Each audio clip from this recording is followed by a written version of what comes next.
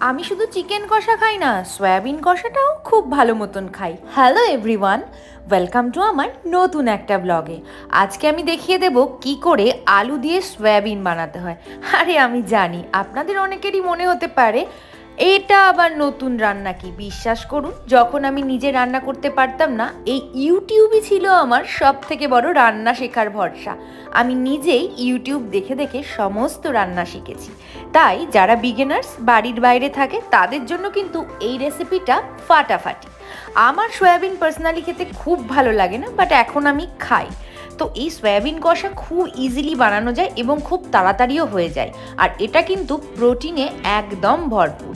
পরিমাণ মতন আলু, যে যতটা তরকারি রান্না করতে চাও ততটাই আলু নেবে। সাথে নিতে হবে পেঁয়াজ, রসুন, টমেটো। বেসিক্যালি আমরা চিকেন বানাতে যা যা ব্যবহার করি সেগুলোই কিন্তু এখানে ব্যবহার করা যেতে পারে।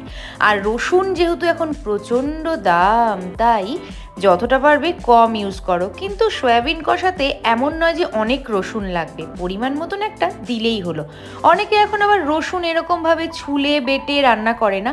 এখন তো রসুনের প্রচুর মিক্স পাওয়া যায়, যেটা কিনা প্যাকেটেই অ্যাভেলেবেল হয়ে যায়। আর আমি যে সয়াবিনটা বানাচ্ছি খুব ইজিলি, কিন্তু মানে চটপট বানানো যায়।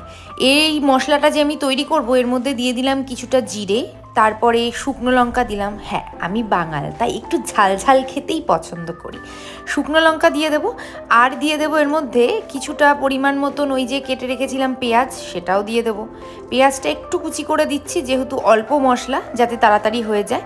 তারপরে কেটে রাখা টমেটোটাও আমি এর মধ্যে দিয়ে দেবো। টমেটোটা না আমি আলাদাভাবে আর সবজির মধ্যে কেটে দিলাম না, মিক্সিতেই দিয়ে দিচ্ছি। আর কয়েকটা কাঁচা লঙ্কা দেবো ফ্লেভারের জন্য। আর রসুন তো দিতেই হবে। তারপরে কুচি করে রাখা আদাটাও দিয়ে দেবো। আদাটা দেওয়ার পরে এর মধ্যে একটুখানি জল দিয়ে তারপরে এটা আমি মিক্সিতে পেস্ট করে নেব। আর তারপরে পেস্ট হওয়ার আগেই আমি এখানে পেঁয়াজগুলোকে একটু কুচি করে কেটে নেব। এটা আমি তেলে দেওয়ার জন্য নিয়েছি।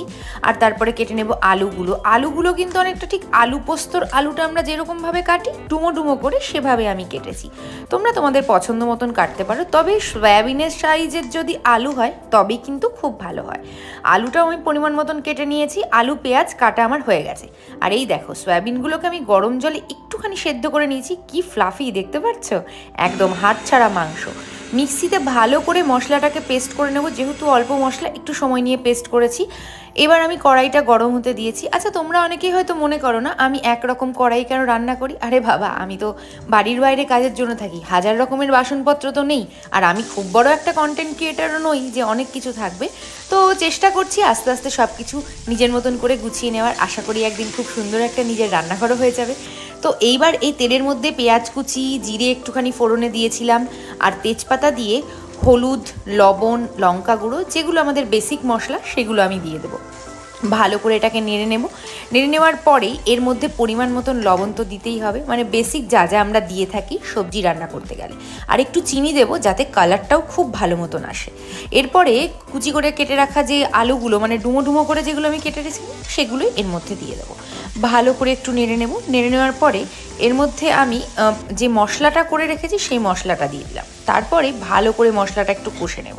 কষে নেওয়ার পরে মশলা যেই কষে আসবে আলু দিয়ে, তার মধ্যে দিয়ে দেবো সয়াবিনগুলো এবার ভালো করে কষিয়ে নেব। মানে ঠিক যেমন আমরা চিকেনটা বানাই না, ঠিক সেরকমভাবেই কষিয়ে নেব। মশলাটা যখন একটু শুকিয়ে শুকিয়ে আসবে, এই কষা মশলাটা আর সয়াবিনের মধ্যে, তখন আমি জল দিয়ে দেবো। এবার তোমরা অনেকেই চাইলে গরম জল দিতে পারো। আমি কিন্তু গরম জলটা এখানে দিইনি, আমি ঠান্ডা জলই দিয়েছি। আমি অনেককেই দেখি রান্নাতে গরম জল ব্যবহার করে। গরম জল ব্যবহার করলে একটা সুবিধা হয় কি, টেস্টটা ভালো আসে। কিন্তু আমার জানি মনে হয় গরম জল দিলে পরে তরকারি অর্ধেক সেদ্ধই হয়ে গেছে। তো সেই জন্য আমি গরম জলটাকে অ্যাভয়েড করি, আমি এমনি জলটাকেই দিয়েছি। মাঝে মাঝে আমি কিছু কিছু রান্নায় দিয়ে থাকি। ভালো করে এবার এই সয়াবিনটাকে ফুটতে দিতে হবে। তোমরা চাইলে কিন্তু এর মধ্যে ঘিও দিতে পারো, গরম মশলা দেওয়ার আগে ঘিটাও দিতে পারো, বাট আমি ঘিটা দিইনি, আমি ঘিটাকে অ্যাভয়েডই করেছি।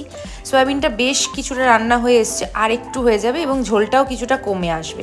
ঝোলটা কমে আসার সঙ্গে সঙ্গেই আমি এর মধ্যে গরম মশলাটা দিয়ে দেবো।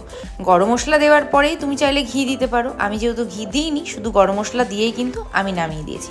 আর যখনই না আমি গরম মশলা এরকম প্যাকেট থেকে দিই, আমি চেষ্টা করি খুন্তির মধ্যে নিয়ে তারপরে দেওয়ার। আমার মাঝে মাঝেই মনে হয় প্যাকেটে করে কিছু দিতে গেলেই যেন পুরোপুরি এক গাদা পড়ে যাবে, সেজন্য আমি খুন্তিতে করে নিয়ে দিয়ে দিয়েছি।